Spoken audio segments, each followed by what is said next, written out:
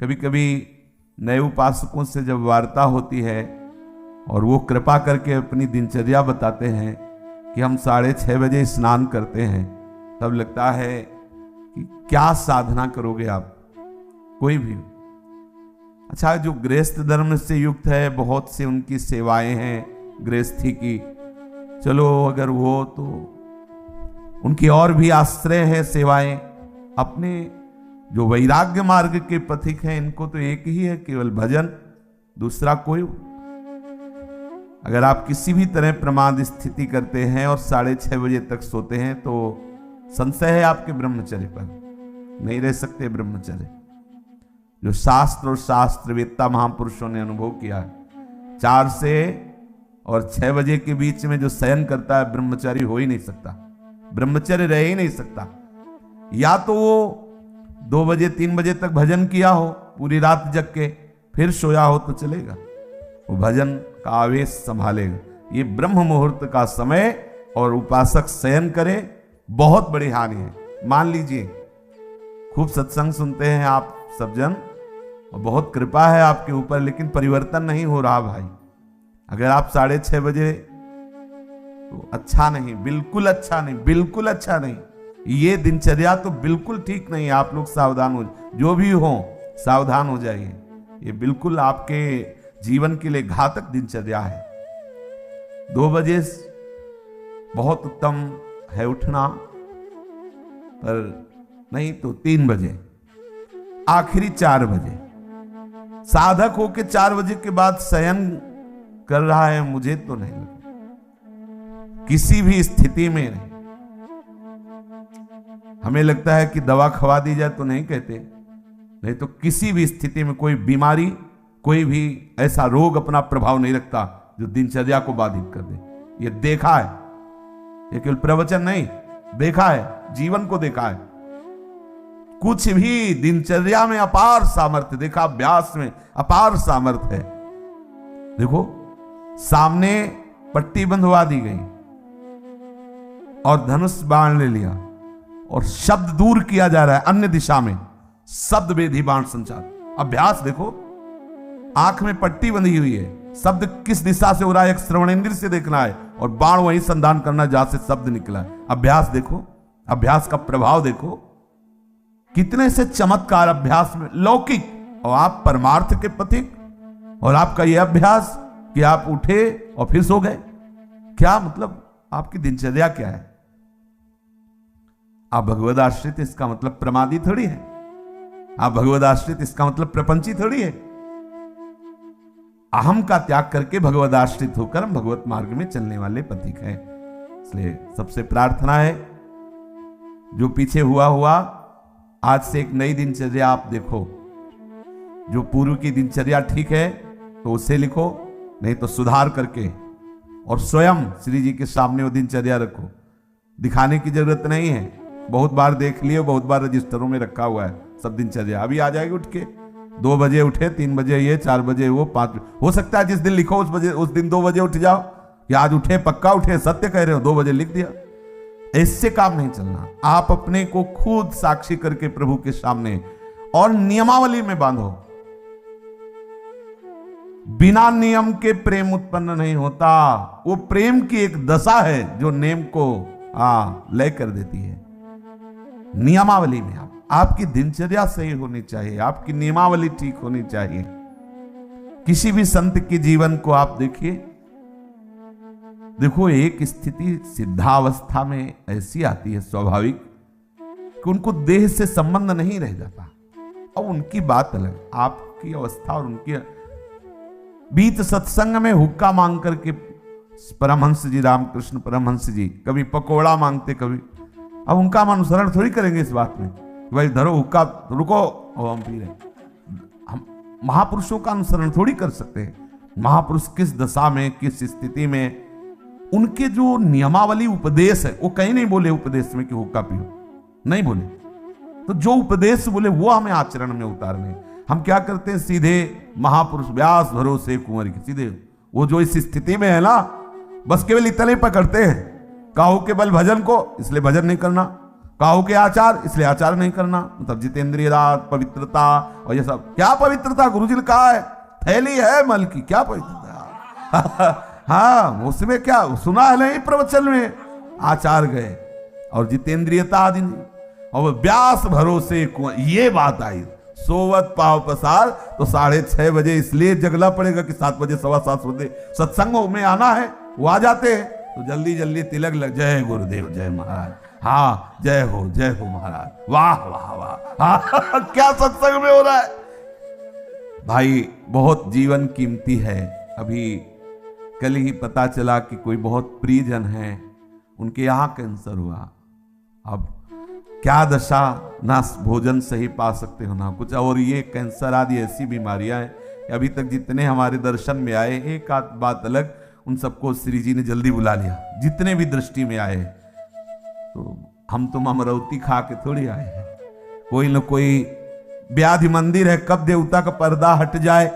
जैसे बहुत मंदिर में सब देवता होते ना, ऐसे शरीरम व्याधि मंदिरम, पुजारी कब पर्दा हटा दे कौन सा, बोले अब कैंसर देवता आ गए, होश उड़ जाएंगे भैया। देखो तुम्हें अभी रिपोर्ट में बता दी जाए तुम्हारी किडनी खराब थी, देखो क्या होता है तुम्हारा। अगर डिप्रेशन में ना पहुंच जाओ तो बताना, ब्लड प्रेशर अपने आप उछाल मारने लगेगा। क्योंकि चिंतन, आज तुम स्वस्थ हो तो प्रमाद करते हो, और कल प्रमाद करने का अवसर नहीं रहेगा, अवसर ही नहीं रहेगा। अनन्य चिंतन रोग का होने लगेगा। अगर भगवदाकार वृत्ति नहीं हुई तो आप ये मत समझो मृत्यु कोई खिलवाड़ नहीं है। मृत्यु का संदेश सुनकर अच्छे अच्छे के जमीन खिसक जाती है, होश खराब हो जाती है। कैंसर, अब न रात में नींद न दिन में चैन, अनन्य चिंतन उसी का शुरू। अब क्या करें, घबराहट, थोड़ी थोड़ी देर में मरना है तो जो दुकान मकान पति पुत्र परिवार जितना सब वो सब काटने दौड़ता है, ये सब छूट जाएगा। भजन कोई साधारण वस्तु है। इसलिए भर्तृहरि जी महाराज कह रहे हैं, यावत स्वस्थ वेदम गृहम कलेवरम यावत च दूरे जरा। जब तक बुढ़ापा दूर है, जब तक तुम्हारे शरीर में रोग कोई नहीं हो जा रहा, होगा ऐसा थोड़ी कि कोई लिखवा के लाए कि नहीं होगा। जब ऐसे परमहंस को कैंसर हो सकता है, रामकृष्ण परमहंस जी को, पूज्य भाई जी के उदर में कैंसर हो सकता है, वो फिर अपने लोग तो अधिकारी ही है इस दंड के। अपने लोग तो अधिकारी न जाने कितने। इन भजनानंदी महापुरुषों के शरीर में ऐसी व्याधियां हो सकती है, तो अपने लोगों को तो पूरा रजिस्टर रखा हुआ है। सावधान हो जाइए, प्रमाद मत कीजिए। बहुत बढ़िया अवसर आपको मिला है। भगवत चरणारविंद का आश्रय और सतत जप, ये बिल्कुल खुली दो बातें हैं, ज्यादा इनमें समझने की जरूरत नहीं। अंदर से भगवत आश्रय और जिह्वा से जप, राधा वल्लभ श्री हरिवंश श्री हरिवंश। क्या जाता है? अगर रोज का रोज शाम के हिसाब आपको ना दिखाई दे तो बताना, रोज आपको वैराग्य बढ़ा नजर आएगा, आपको नजर आएगा, अरुचि होने लगे। सच्ची कहते हैं भजन का प्रभाव, ये तो भगवत कृपा से भगवत चर्चा हो रही नहीं। 1 मिनट के लिए अंदर से मन राजी नहीं, ये जो हो रहा है 1 मिनट के लिए राजी नहीं कि अब ये सब, बस यही लगता है चुप, किसी से मिलो मत, बंद करके दरवाजा अपने कमरे का, बस एकाकार वृत्ति। कब शरीर किस दशा को पहुंच जाए, बेकार काहे को बहिर्मुखता में फैल रहे हो, शांत। इसका फल है सदाकार वृत्ति में डूबना। और आपको बढ़िया अवसर मिला है, कोई जिम्मेवारी नहीं। देखो आप सत्संग सुन रहे हो, आप नाम जप कर सकते हो, नाम में ध्यान लगाए हुए श्रवणेंद्रिय से सुनो। देखो बढ़िया आपकी समाधि अवस्था जारी।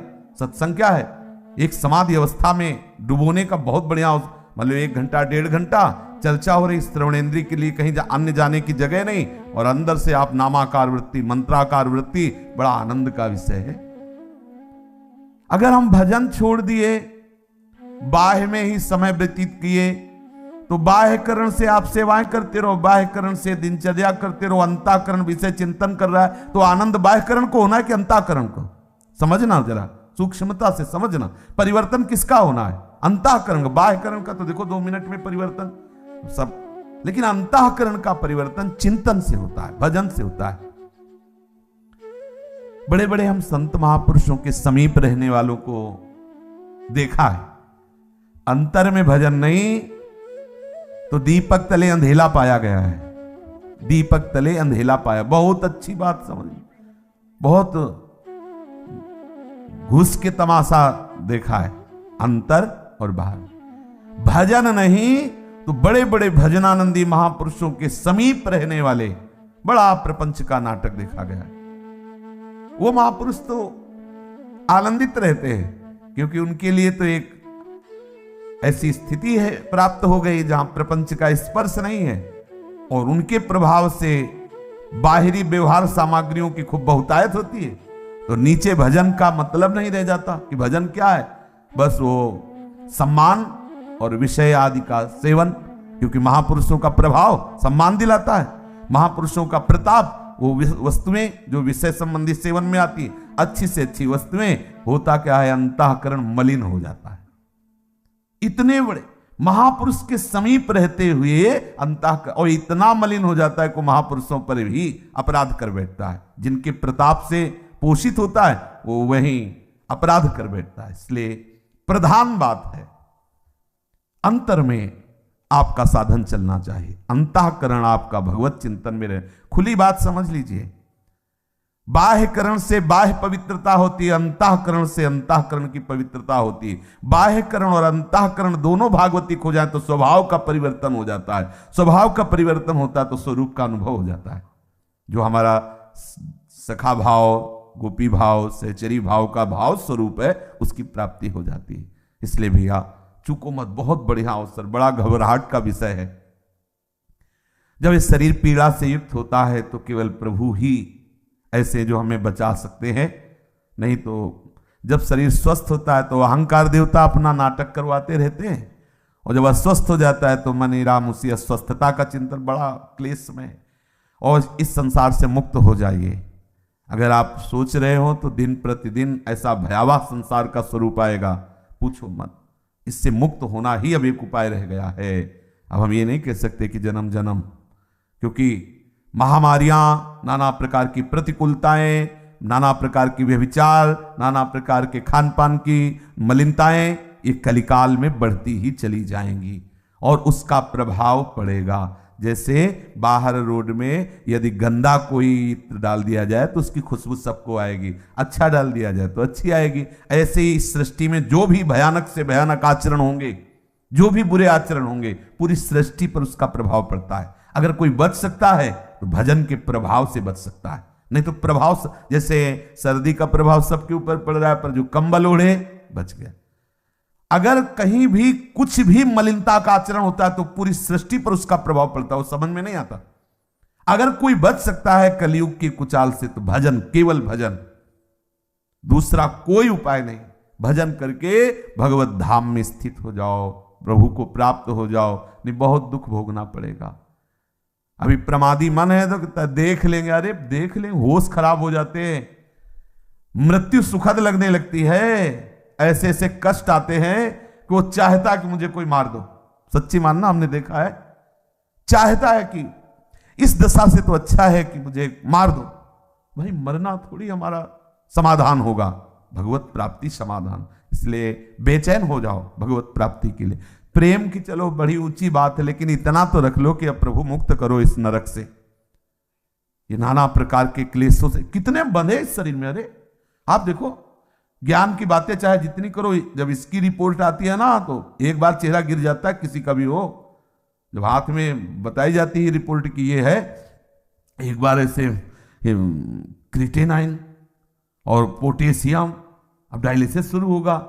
हाँ एक बार तो फिर वो, अरे हम कोई शरीर है क्या, वो जब चिंतन, तब फिर आनंद की अच्छे को। एक बार जब प्रलंबासुर ले गया ना बलराम जी को, तो एक बार वो भी उदास हो गए थे, फिर उनको स्वरूप को फिर घुसा मारा। तो ऐसे साधक प्रहार करता है, अरे किसी भी विकार पर, अरे नहीं नहीं, हम तो प्रभु के आश्रित हैं, प्रभु के दास हैं।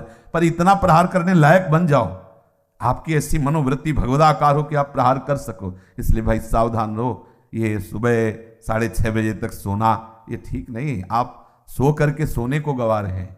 ये सोने का समय है, सोने का, स्वर्ण का। और क्या बोले, सोने का समय गुरु जी का, खूब सो आनंद से। ऐसा नहीं, ये स्वर्ण समय है, ब्रह्म मुहूर्त। खूब ना, हमारे लिए तो हर क्षण ब्रह्म मुहूर्त है।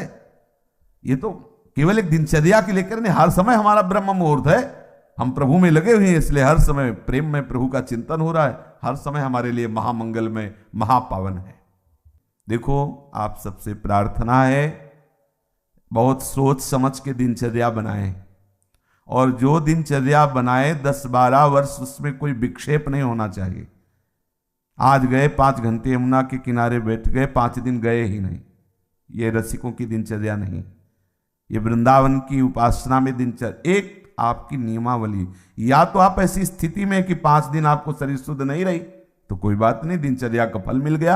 आपकी दिनचर्या एक ऐसी होनी चाहिए जो बने तो कम से कम 10-12 वर्ष तो एक रस चलना चाहिए।